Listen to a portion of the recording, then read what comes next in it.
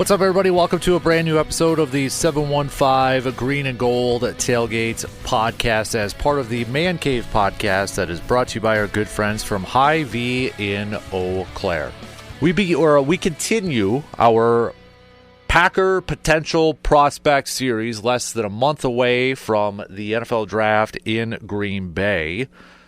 We're taking a look at some potential picks for the Packers, whether it's their first-round pick at the back end or maybe an early day 2 pick. And we try to cover as many realistic picks or realistic prospects that we can leading up to the draft for the Packers. So, again, we're not going to talk about quarterbacks, like a Cam Ward or anything like that, or Travis Hunter. I mean, I guess Green Bay could trade up to get, put themselves in a position to draft him or Abdul Carter or anything like that. But we're just kind of operating under the assumption Green Bay is going to stay where they're at or just maybe move around a couple spots here or, a potential day 2 pick for some of these guys. So for today, we're going to take a look at a corner.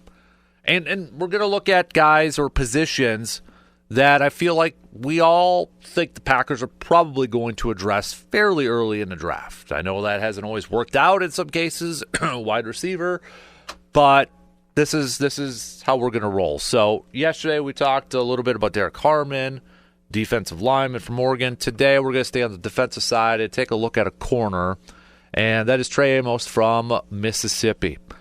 When you look at him, he's got the prototypical size or the size that you like when it comes to somebody who plays corner. Listed at 6'1", about $195 in weight. He's played at Alabama, Louisiana, and such. He's a long press corner. So a lot of people probably like hearing that because that's what we heard that Jeff Hafley talked about. A little bit last year. You want a corner that plays a little press coverage and such. I was reading a little bit about his draft profile. Says he uses his physicality and length to shrink the 50-50 odds in his favor. He can play in multiple coverages, but is most consistent in zone.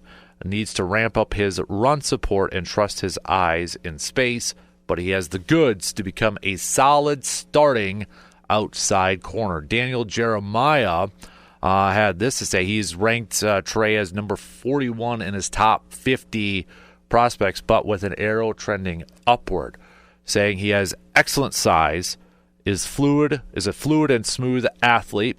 He split 5 seasons between 3 different schools, Louisiana, Alabama, and Mississippi, during his college career, leading Ole Miss last year with 13 pass breakups. He has average twitch and burst, but he plays with excellent instincts and ball skills.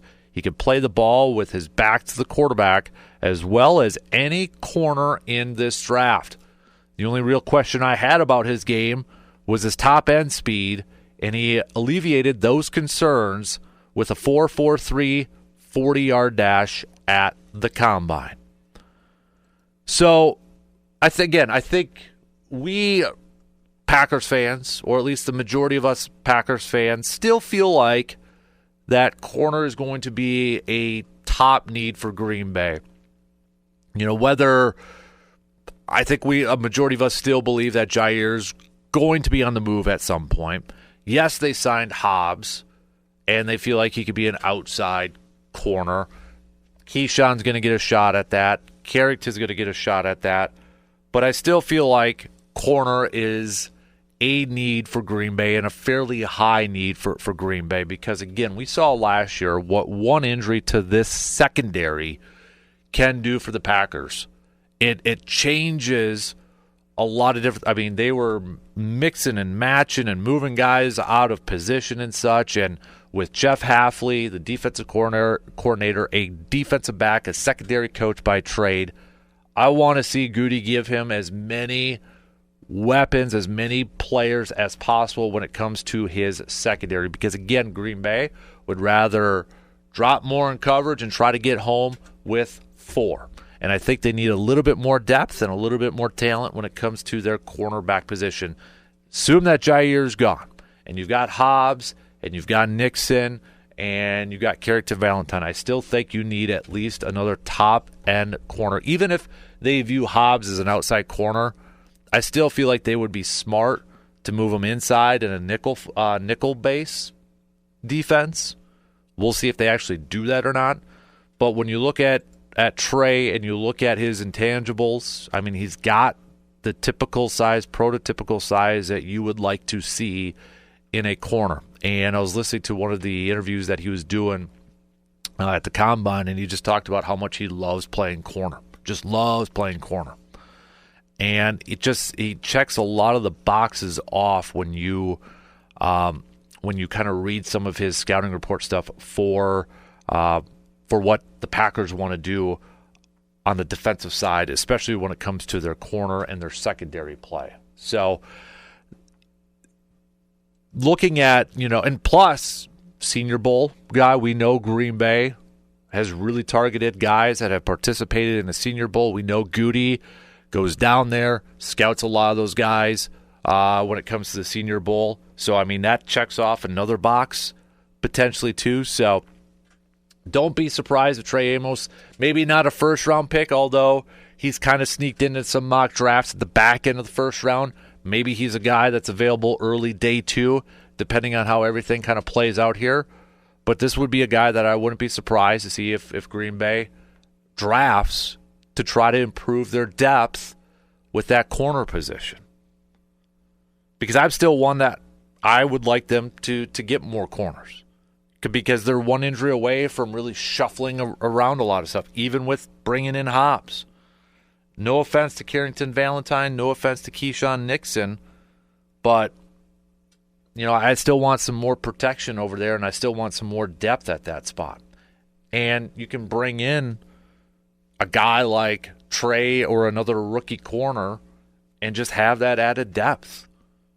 Have that added protection there, because I don't want to get into a situation that we saw last year where you have one injury to the secondary and it's like, well, crap, now we got to do this and we got to do that. We got to move this guy here. We got to move that guy there. And you don't have the right guys in the right position to be successful.